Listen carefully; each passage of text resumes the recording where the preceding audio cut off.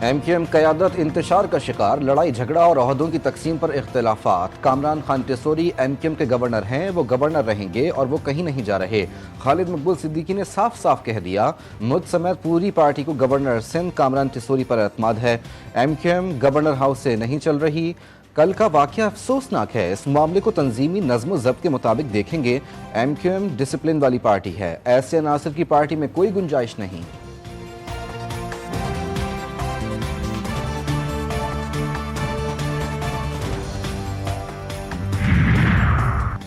M Q M Pakistan کا بہادر آباد میں اجلاس، ایم کیو ایم کے رہنما فاروق ستار اجلاس کی صدارت کر رہے ہیں۔ انیس قائم خانی بھی شریک، اراکین قومی اور صوبائی اسمبلی بھی موجود۔ Chairman M Q M Pakistan Khalid Maqbool Siddiqui اجلاس میں نہیں پہنچے۔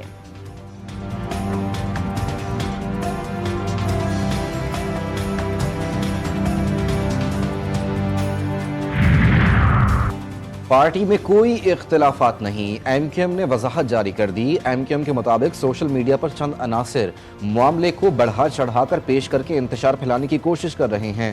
سوچی سمجھی سازش کے تحت ایم کیو ایم کے اتحاد کو نقصان پہنچانے کی کوشش کی جا رہی ہے۔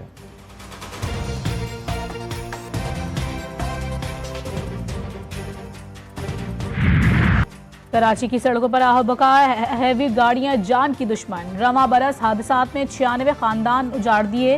یکم فروری کو سائٹ ایریا ولیکا چورنگی کے قریب حادثے کی فوٹیج سامنے آ گئی۔ جاں بحق ہونے والا راہل سڑک کے بیچ کھڑا ہوا تو موڑ کاٹتے ہوئے واٹر ٹینکر نے اسے کچل دیا، ڈرائیور گرفتار۔ بینچز کے اختیارات کیس میں جسٹس محمد علی مظہر کا نوٹ جاری، قوانین آئینی ہونے یا نہ ہونے کا جائزہ صرف آئینی بینچ لے سکتا ہے، کسی ریگولر بینچ کے پاس تشریح کا اختیار نہیں۔ آئینی بینچ کا 2 رکنی بینچ کا حکم نامہ واپس لینا درست ہے، کیس فل کورٹ میں بھیجنے کی درخواست کا میرٹس پر فیصلہ ہوگا۔ 26ویں ترمیم اس وقت آئین کا حصہ، اس ترمیم پر آنکھیں اور کان بند نہیں کر سکتے، جسے پارلیمنٹ یا سپریم کورٹ کا فیصلہ ہی ختم کر سکتا ہے۔ جب تک ایسا نہیں ہو جاتا، معاملات اس ترمیم کے تحت ہی چلیں گے۔ آئینی تشریح کم از کم 5 رکنی آئینی بینچ ہی کر سکتا ہے۔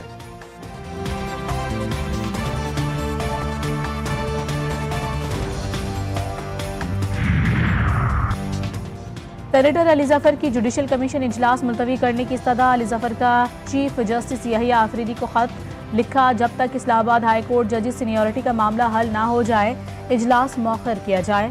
ججز کی ٹرانسفر سے اسلام آباد ہائی کورٹ کی سینیورٹی لسٹ تبدیل ہو گئی۔ ججز تبادلے سے تاثر ہے کہ انتظام بانی P T I Bushra Bibi کی اپیلوں کے لیے بندوبست ہے۔ مناسب ہوگا کہ ججز کی سینیورٹی کا مسئلہ حل ہونے تک کمیشن اجلاس مؤخر کیا جائے۔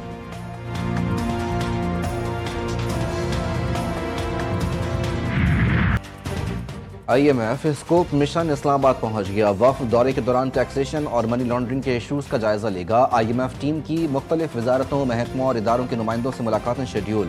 وفد ٹیکس پالیسی بنانے اور اس پر عمل درآمد میں گورننس کے خطرات کا جائزہ لے گا۔ اگلے ہفتے جوڈیشل کمیشن کے ساتھ میٹنگ ہوگی، ججز کی تقرری کے طریقہ کار پر بات چیت کی جائے گی۔ پاکستان ریفارمز رپورٹ 2025 جاری، ماہرین کی آراء پر مشتمل رپورٹ میں حکومتی اصلاحاتی ایجنڈے کا جائزہ، 11 ماہ میں کی گئی 120 سے زائد اصلاحات کا احاطہ کیا گیا۔ معاشی عدم استحکام، افراط زر، زر مبادلہ، قرضوں کے حوالے سے تفصیلی معلومات۔ رپورٹ پاکستان کے بارے میں خلا کو پر کرنے کی منفرد کاوش ہے۔ وزیر خزانہ کی لسبن میں برطانوی پارلیمانی انڈر سیکرٹری ہمیش فاکنر سے ملاقات، باہمی دلچسپی کے امور بالخصوص پاکستان میں توانائی، معدنیات اور انفراسٹرکچر کے شعبوں میں سرمایہ کاری کے مواقع پر گفتگو۔ محمد اورنگزیب کا تعلقات کو مزید مستحکم اور پائیدار بنانے کی خواہش کا اظہار۔ اعلامیہ کے مطابق باہمی تعلقات کے فروغ میں عوامی رابطوں اور پاکستانی تارکین وطن کے کردار کو سراہا گیا۔ ٹرمپ کا غزہ سے فلسطینیوں کو بے دخلی کا بیان، تجویز انتہائی پریشان کن اور غیر منصفانہ قرار۔ وزیر خارجہ سے ایرانی ہم منصب کا ٹیلی فون پر رابطہ، مشرق وسطیٰ کی صورتحال پر گفتگو۔ اسحاق ڈار کا کہنا تھا کہ اقوام متحدہ میں سلامتی کونسل کی قراردادوں کے مطابق 2 ریاستی حل ہی واحد قابل عمل اور منصفانہ آپشن ہے۔ پاکستان خود مختار فلسطینی ریاست کے قیام کی حمایت جاری رکھے گا۔ ترجمان کے مطابق فریقین نے آنے والے دنوں میں ان پیش رفتوں پر قریبی رابطہ برقرار رکھنے پر اتفاق کیا۔ سعودی عرب نے غزہ کے حوالے سے اسرائیلی وزیر اعظم کا بیان مسترد کر دیا۔ سعودی وزارت خارجہ نے نیتن یاہو کے بیان کو ناقابل قبول قرار دیا۔ کہا فلسطینی کوئی پناہ گزین نہیں کہ کہیں منتقل کیا جائے۔ نیتن یاہو کا بیان اسرائیلی مظالم سے توجہ ہٹانے کی کوشش ہے۔ یو اے ای کا بھی اسرائیلی وزیر اعظم کا بیان مسترد۔ اردن اور دیگر عرب ممالک کی جانب سے بھی صہیونی وزیر اعظم کے بیان کی شدید مذمت۔ پاکستان کی جنگ زدہ ملکوں سے اظہار یکجہتی، لبنان، غزہ اور شام کی متاثرین کے لیے 22ویں امدادی کھیپ روانہ۔ وزیر اعظم کی ہدایت پر این ڈی ایم اے کی جانب سے امداد کی فراہمی کا سلسلہ جاری۔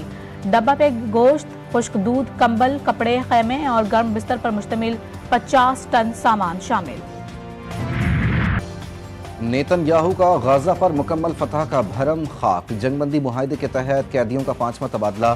حماس نے 3 یرغمالی واپس کیے، بدلے میں اسرائیل سے 183 فلسطینی رہا کرا لیے۔ 18 عمر قید اور 54 طویل سزا کے قیدی شامل۔ قیدیوں کا مغربی کنارے پہنچنے پر شاندار خیر مقدم، ہر طرف خوشی اور جذباتی مناظر، والدین بچوں سے لپٹ کر رو پڑے۔ تہونی ریاست کے مظلوموں پر وار جاری، مسلسل حملے سے غزہ کے علاقے جبالیہ میں فلسطینیوں کو شدید مشکلات۔ جنگ بندی معاہدے کے بعد مکینوں کو واپسی پر شدید پریشانی کا سامنا، پانی کی شدید قلت، خوراک اور دوائیں ناپید۔ شہر میں فراہمی آب کا نظام تباہ، دور دور سے پانی بھر کر لانے پر مجبور۔ لوگوں کا کہنا ہے کہ علاقے میں پانی ضرورت سے بہت کم ہے۔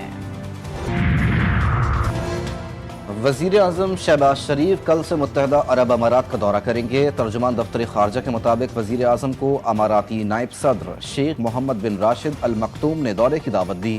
دبئی میں ورلڈ گورنمنٹس سمٹ میں شرکت بھی کریں گے۔ شہباز شریف ورلڈ گورنمنٹ سمٹ سے کلیدی خطاب کریں گے۔ کارکن نہ ہو تو کوئی وزیر نہیں، یہ پارٹی کو خون پسینہ دیتے ہیں۔ مشرف کا دور سب سے مشکل رہا۔ وفاقی وزیر اطلاعات عطا اللہ تارڑ کہتے ہیں کہ پچھلے 4 سال بھی کاٹے۔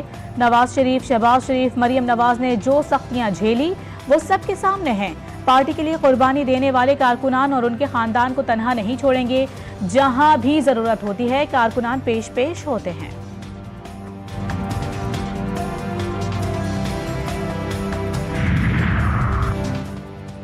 وزیر اطلاعات پنجاب کے پھر پی ٹی آئی پر وار۔ عظمہ بخاری کہتی ہیں 9 مئی اور 26 نومبر کی ناکام بغاوتوں کے بعد قوم فتنے کی احتجاجی سیاست سے تنگ آ چکے۔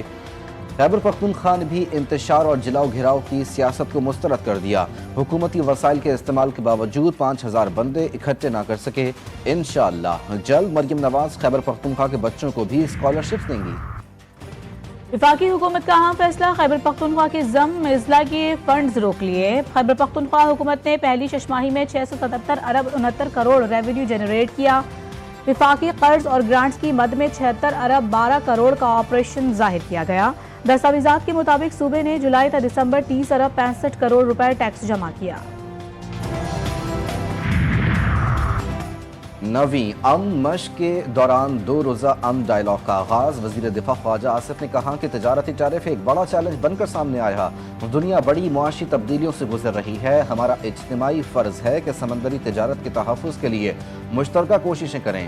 امیر البحر ایڈمرل نوید اشرف کا کہنا تھا کہ امن ڈائیلاگ کا مقصد بلو اکانومی کا فروغ اور میری ٹائم سیکیورٹی کو لاحق خطرات سے آگاہی دینا ہے۔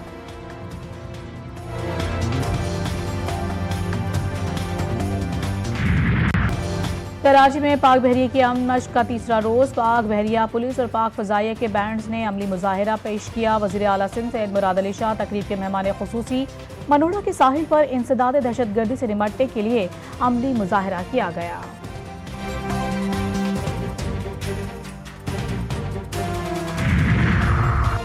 نیول وار کالج لاہور میں یونیورسٹی طلباء کے لیے انٹرنشپ کورس کے اختتامی اور تقسیم اسناد کی تقریب۔ بحری حیات کی آگاہی اور سمندر سے جڑے معاشی معاملات نظر انداز کیے جانے والے عوامل کو سمجھایا گیا۔ کالج کمانڈنٹ ریئر ایڈمرل جواد احمد نے انٹرنشپ مکمل کرنے والے طلباء کو اسناد سے نوازا۔ اسلام آباد میں سی ڈی افسران کی نااہلی، متعدد housing societies lay out plan کی خلاف ورزی کرنے لگیں۔ ہاؤسنگ سوسائٹیز رہائشیوں کو بنیادی سہولتوں کی فراہمی کو یقینی بنانے میں ناکام۔ ہاؤسنگ اسکیموں کی تفصیلات جی ٹی وی نیوز سامنے لے آیا۔ نجی ہاؤسنگ اسکیمز نے لے آؤٹ پلانز کی خلاف ورزی کرتے ہوئے رہائشی پلاٹس میں تبدیل کیا۔ ضلع کرم کے لیے سامان کا 8واں قافلہ ٹل سے روانہ 120 چھوٹی بڑی گاڑیوں میں اشیاء خورنوش اور روزمرہ کے استعمال کی اشیاء بھیجی گئی ہیں۔ قافلے کی حفاظت کے لیے جگہ جگہ سیکیورٹی اہلکار تعینات۔ کراچی میٹروپولیٹن کارپوریشن کی تمام پارکنگ سائٹس مفت کرنے کا فیصلہ، KMC کی پارکنگ سائٹ سے فیس وصول نہیں کی جائے گی۔ میئر کراچی کا بڑا اعلان، بولے فیصلہ عوامی مفاد میں کیا گیا، KMC اب اپنے پیروں پر کھڑی ہے۔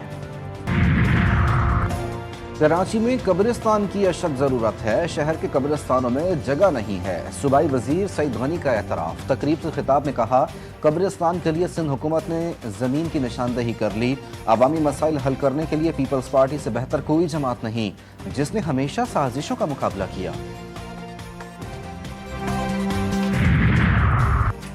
کراچی کے پریڈی تھانے کے لاک اپ میں جاں بحق تاجر وقاص کی نماز جنازہ ادا کر دی گئی۔ نماز جنازہ نارتھ ناظم آباد ڈسلوا گراؤنڈ میں ادا کی گئی۔ امیر جماعت اسلامی کراچی منم ظفر، معروف تاجروں، علاقہ مکینوں اور رشتہ داروں کی بڑی تعداد میں شرکت۔ تاجر برادری نے متنبہ کیا ہے کہ اگر ملزمان کے خلاف کارروائی نہ ہوئی تو اگلے لائحہ عمل کا اعلان کریں گے۔ اسماعیلی کمیونٹی کے روحانی پیشوا پرنس کریم آغا خان کی آخری رسومات ادا تدفین آج مصر کے شہر اسوان میں ہوگی۔ اسماعیلی کمیونٹی سینٹر میں دعائے تقریب، 22 ممالک سے اسماعیلی کمیونٹی کے سربراہان بھی مہمانوں میں شامل۔ وفاقی وزیر خزانہ محمد اورنگزیب کی بھی شرکت۔ تقریب کو دنیا بھر کے اسماعیلی جماعت خانوں میں براہ راست دکھایا گیا۔ کشمیری حریت پسند افضل گورو کی شہادت کو 12 سال بیت گئے۔ کشمیری ہیرو کو 2013 میں تہاڑ جیل میں پھانسی دی گئی۔ عوام کو مطمئن کرنے کے لیے افضل گورو کو پھانسی دی گئی۔ بھارتی سپریم کورٹ کا اعتراف، افضل گورو جیسا بہادر شخص نہیں دیکھا۔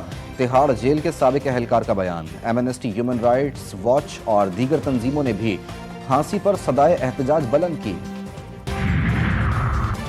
پاکستان کرکٹ بورڈ نے ہنا منور کو قومی مردوں کی کرکٹ ٹیم کی پہلی خاتون مینیجر مقرر کر دیا۔ وہ پہلے بھی خواتین انڈر 19 ٹیم کی مینیجر رہ چکی ہیں۔ ہنا منور جو سیکیورٹی اور آپریشن کا وسیع تجربہ رکھتی ہیں، سے قبل فرنٹیئر کانسٹیبلری میں بھی خدمات انجام دے چکی ہیں۔ ان کی تقرری کرکٹ آپریشنز کو مزید مؤثر بنانے کی ایک کوشش سمجھی جا رہی ہے۔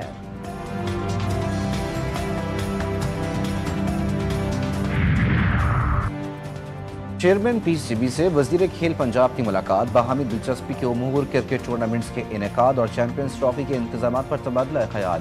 آپ نے بڑے ٹاسک کو جس خوش اسلوبی سے مکمل کیا وہ قابل ستائش ہے۔ فیصل کھوکر کی محسن نقوی کو ریکارڈ مدت میں قذافی اسٹیڈیم کی تعمیر پر مبارکباد۔ بلوچستان کے بیشتر اضلاع میں موسم سرد اور مطلع جزوی ابر آلود۔ کوئٹہ، زیارت، چاغی، نوشکی اور یوب میں بارش اور برف باری کا امکان۔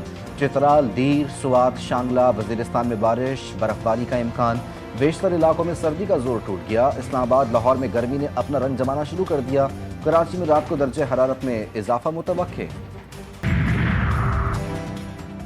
اور راولپنڈی میں منی میراتھن ریس اختتام پذیر۔ ریس میں 2000 سے زائد ایتھلیٹس کی شرکت، مختلف عمر کے لوگوں نے حصہ لیا۔ 6 کلومیٹر ریس کی تینوں کیٹیگریز میں فاتحین کو 3,50,000 کا نقد انعام دیا گیا۔